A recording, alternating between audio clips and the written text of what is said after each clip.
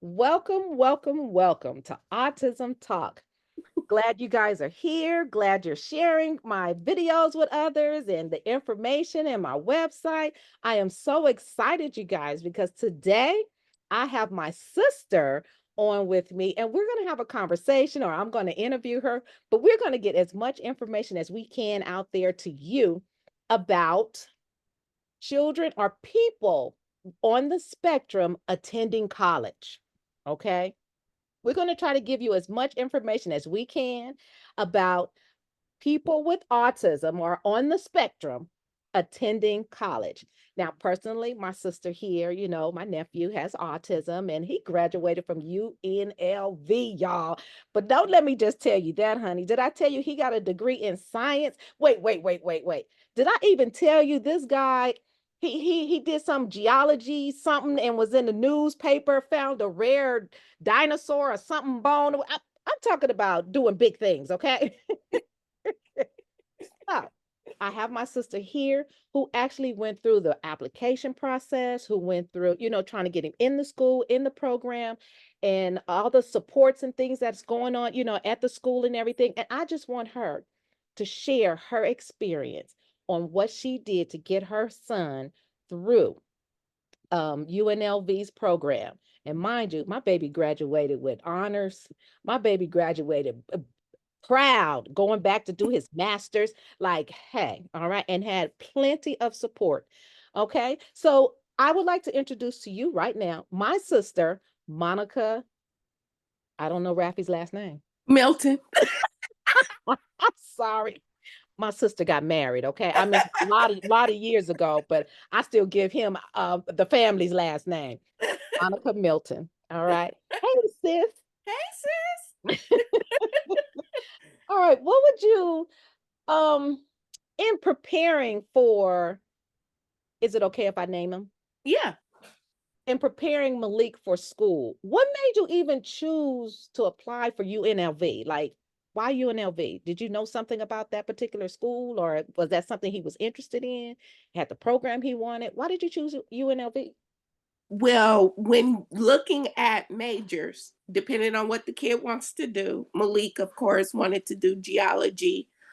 A lot of the dinosaur bones are either in Utah, Wyoming, Idaho, and also in Nevada. So for him, it made sense to put him at a school where he can do those things, which Nice. is paleontology. That's his favorite.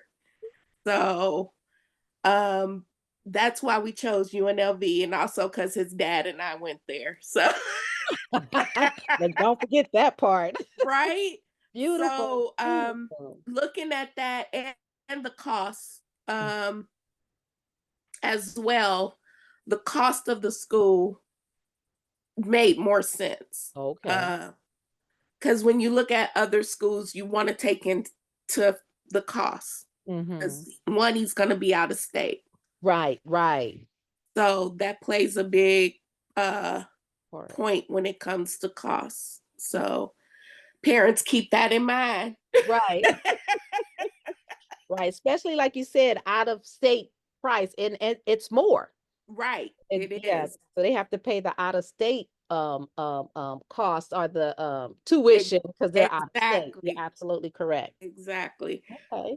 So when you decided to do, since you brought up cost, so how was it financed? What you guys use, financial aid, loans, grants, savings Yep. accounts, like all of that, everything. We were Plus his collecting. dad being military, he also had the GI Bill. Oh, nice. So the GI Bill, for those parents that are military, if you have not used it, you can transfer it to your children. Oh, nice. Yes. So for the parents that are military, keep that in mind. If you have children that want to go to college, you can use your GI Bill towards that. They also have something called the Yellow Ribbon Program for the military as well. So, on top of the FAFSA and the loans, you also have that money as well. Oh, So, that's beautiful. I didn't know that. Yeah. Oh, beautiful. Yeah. What's So the yellow ribbon So thing? Yellow Ribbon program, it will help you. It's not much money, Mhm. but it can help you with books. Oh, So, and it also has a little bit of money that can go back in your pocket. okay. So your kids got a little change. Okay. Because Okay. let's just face it, not all kids gonna eat at the dining Right. commons all the time. Right. But Right. the good thing about UNLV's dining plan, since I'm getting off on Right. this Right. tangent, is that they have little, like Subway, Panda Hmm. Express, Hmm. little things, Starbucks, and that's part of your meal plan card, depending on what you get. Right. So Okay. So keep that in mind. I was looking at the meal plans and I noticed like they'll have unlimited I would say Mhm. cafeteria food, their campus and then Right. they had some bonus money or whatever that you can use. It was like $350 or $100 and I assumed that was to purchase, other things that's on campus Hmm. sale and most of the colleges they do have fast food joints on the campus. You understand? Right. Starbucks or McDonald's, Burger King, whatever, Subway, like you said, Mhm. those things. And that's what I was thinking. So they can use that money or those credits to purchase other things also. Exactly. Okay, Yes. that's pretty interesting. We were trying to figure that out ourselves with the So Malik was on the unlimited just to mm-hmm. I always go for the big one Mm-hmm. because I don't know what they're going to eat. Right. So it's just better for him to have more choices. And that's why we did the unlimited. So it gives him a whole semester to figure it out. And at the end of the semester, we ended up with a bunch of gift cards. Let me I wasn't wasting my money, but Okay. yeah. So to spend the Rebel Bucks is what it's called. Oh, But okay. but at the end of the semester, we had to go and get gift cards from everywhere because he Right. had money left over. Right. So you were able, at least you were able to use that money to purchase the gift cards from the school, right? Right. Using that 350 or whatever the amount was. Right. I agree with you on the unlimited amount because I was thinking also, in my case, that you don't know what the child is going to eat. You don't know, and then you have not just people on the spectrum. All of us are picky, but they can be picky, picky. Right. Exactly. And it could be a texture, a look, just Mhm. all kinds of things that they don't want to eat that. So I was thinking the unlimited would be the Right. most appropriate one to do, at least for the first year of school, and find out what they eat and if they like what's there or whatever. Here's a question for the uh, lack of a better word for the cafeteria at UNLV. Is it like a buffet style or They do have choices. So once you take the tour, usually the parents get to go into the dining commons. mhm. The dining commons, they do have choices. So they'll tell you, pancakes, eggs, bacon, sausage, whatever. They have um, those who don't eat like vegan choices. They have cereal and stuff like that. And then for lunch, there's pizza or the grill is open and they can make a burger or something. Okay. So they do have choices for them. Okay. They do try to do a lot of fresh fruits, Mhm. salads, stuff like that for the kids. There's also a little convenience store next door Ooh, if oh, you have a little picky eater like Malik, right. who always wants a chicken sandwich. um, they do have the convenience store. They got Einstein's bagels. They have O- plenty of places for them to eat at. Okay. So that shouldn't even be a concern. That's not a concern. Okay. All right. All right. All right. That's good. And I've eaten at the dining commons actually. So the Oh, dining okay. commons are pretty So the good. food is okay. Yes. Okay. Do they have a salad bar? Yes, they do. Oh, good. The first thing popped in my mind was I want to say USC or either UCLA. I remember being in there. I don't know how old I was. I don't know if I was in a summer program or something like that. But I remember going into the dining area and I think every day I was there. And it could have been you and I don't know.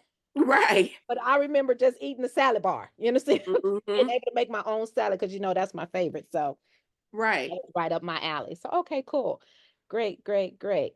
Now, that was the food plan, and that's the cafeteria. Sounds like I'm Mhm. pretty cool, like, oh, I would be as a parent safe with sending my child with spectrum, on the spectrum uh, Yes. to UNLV. What types of support do they provide, let's say academically, to make sure that they're successful? Um, They have what hopefully they still have the program, but right. the program was called Success. Oh, It's Student Success Center. mhm, Actually, that's what it's called. okay. And it's there to give the kids support. Not only that, you also with your IEPs, your kids last from high school, their last IEP, you want to make sure you have that. That's most important. Okay. I'm gonna tell every parent that is most important because each college has an advisor. Okay. So you want to take that IEP to the disabilities office, Mhm. to the advisor, so they all are on the same page. Okay. That's going to give him the time, he or she, I should say Right. that they need to either finish assignments, finish tests. So they offer a lot of support for kids on the spectrum, a lot. Um, there's no way for them to fail unless they fail themselves. Got you. I like that you said that. Like that just reassures me. So it's like the only way they can be unsuccessful is that they just chose not to. You understand? So Exactly. like I'm not gonna, they have to at least put in the work because support is there and they Right. can use it. I did an interview with Milan, and she was sharing information about the supports on the campus also for people with disabilities and for autism and everything. And now you mentioning this, it reminds me of what some information that she had shared with us also, just being part of it. And they had support for mental support, academic supports, Yes. tutoring, whatever Yes. need may be, it was right there on that campus, but you did have to reach out. You have to Right. let people know that you need that assistance. Exactly. And another thing is, while yes, parents, you like, I want to send my kid away, I'm done. No, you're not done. Okay. Thank you. You are not done. You are in college with that child. Okay, Just let okay, you know. okay, okay. Look, we might have to do a whole nother video on that one, but go ahead, Right. share that with us. She said you are in school with that child. It- I'm glad you said that also because I was also thinking as we send the students off to school, I know for here in my household, we still have to do reminders just here in the household. Did you get this work done? Did you do, Mhm. this? Did you start just such and such? So I was thinking like that would carry over also. Yes, Or it probably does. a phone call or a FaceTime call or something like, Mhm. so what assignments you have to do, like being that check off list or that coach throughout the time. So I didn't think it was like, all right, he's yours now. No. No. So what I did also, and as parents, you want to make sure that one, you tell the child because when they're in school, everything's private.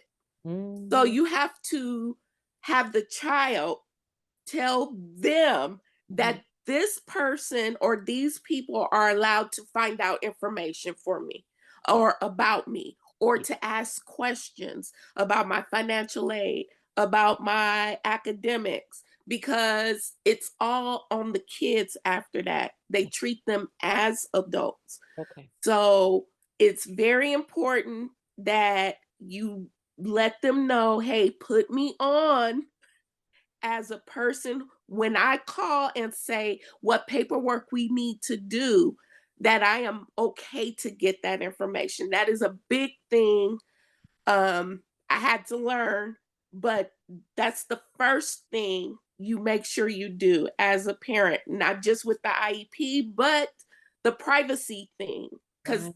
it becomes private. Two, also had access to the My UNLV thing. So I could check what was due, what if he missed an assignment, if a grade is slipping, to check the financial aid. If the financial aid is due, I'm like, Malik, hey, did you go to financial aid? I need you to run the financial aid. Hey, Malik, did you turn in this assignment? You missing an assignment. So I have Milan's too. I Right, have right, right. access to Okay. Milan's too. Okay. So just so you know, when you come visit, tell Milan you want access to it too. So Okay. you know, so Okay. you can keep track. Okay. But yeah, those are things you absolutely want because, like I said, that's gonna make sure he's getting the help he needs. Mhm. As a reminder, you could say, hey, I see this grade kind of slipping, or you missing an assignment. Are you okay? Do you need to talk to your professor? Mm. And don't fuss, just say, hey, I advise you, Mm. go talk to your professors, Yeah. let them know it's okay Mhm. because they get overwhelmed. Yes, that's just what was popping in my head. Like they could become overwhelmed, and they're out on their own, and like you said, Mhm, they're treating them like an adult, and we're going to be on the sideline trying to coach them through this, but they still have to take those actions. So it's mhm, them being self advocates, they're advocating for themselves, but they still need that little coaching to do it. I mhm, like that you even said not fussing. You're not fussing at them. You're just reminding them of things or letting them know you got to take care of this. mhm. It needs to be done. And, in that calm voice that that they're able to receive from you. Yes. And not nagging. Did you do that? Did you do I did. I did some days I did do that. I told Malik, I said, Malik, don't have me down here in 100 and some degree weather walking from building to building because you didn't do what you needed to do because I'm gonna be real mad that that? I'm in this heat. Oh, that baby was like, oh no. Oh I did God. that one year and I did it with Milan too. And I said, didn't I tell y'all I don't want to walk the campus from building to building to make sure you Right. have stuff done. This is why we get stuff done early. Right. So the first year is always the hardest Mm-hmm. because they're gonna need that constant reminder. So it is gonna sound like nagging, Okay. even if you're calm. Right. It's gonna sound like nagging because you're constantly reminding them, Reminded them. hey, did you go to financial aid? Hey, did you make sure you picked up your books? Hey, are you going? Do you need me to wake you up for class? You Right. know, have you talked to your advisor about your next semester's class? Right. Those things are a constant. So when I say you're in college, you definitely are. You're going back to college, everybody. Okay.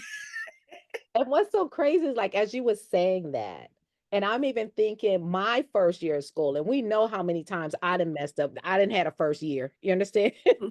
Not knowing what the heck I was doing going to school or whatever, going to college. If I had that coach going to, you know what I'm saying? If I had Right. that person, did you do this? Did you do that? Did you take care? Because that's beautiful. And I agree. I would do that. I would, make sure that he's on track or, this is Hmm. those constant reminders because Lord knows I needed it and I'm not even on the spectrum. You understand? So Right.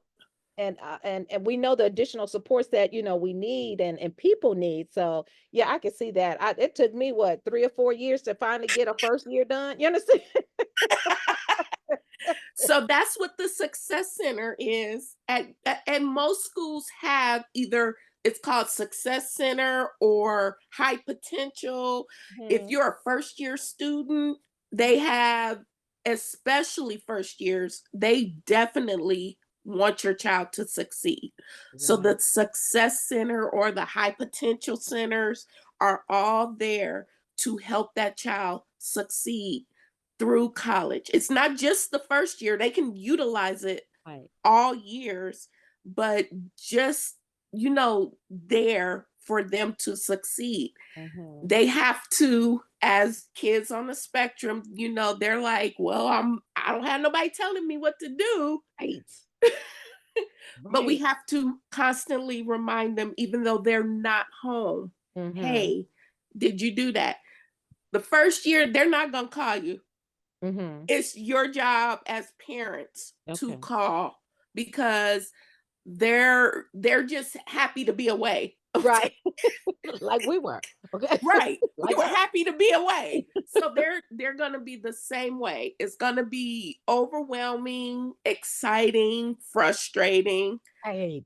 So all Oh, those oh, things, and which is why I said it's kind of good to have access to their because everything's done online. yeah, So portal. their portals, exactly. Their student portals is absolutely, I say it's necessary, Mm-hmm. honestly, because it's going to help you as a parent too, because you can see what they're seeing Mm-hmm. and you can look at their syllabus and you can say, hey, don't forget you got this due, you Mm-hmm. know, don't forget this assignment. This is a big assignment, you Right. know. And if, like Malik, he sent me papers online, I could Mm-hmm. correct them Okay. and send them back to him. Oh, beautiful. So Beautiful. So there are ways we can still help our children mm, if they want our help. But right. yeah, just let them know these people are here to help you succeed. Don't be scared. Don't be afraid, you know. And Right. that tour, for a lot of parents, I do recommend you tour any campus with your child. One, it'll help them see the buildings, know where to go, know who to talk to, and Right. kind of get used to walking around. And then when it's orientation, they are going to separate you guys. They always do. They take the students one place, the parents another place. You're going to get another tour of the school. They're going to get another tour of the school. Mm-hmm. So, yeah, it's just whatever information, write it down. Mm-hmm. I recommend giving the kid a recorder. Most professors will not mind if you record a lecture, especially if you're on the spectrum. Okay.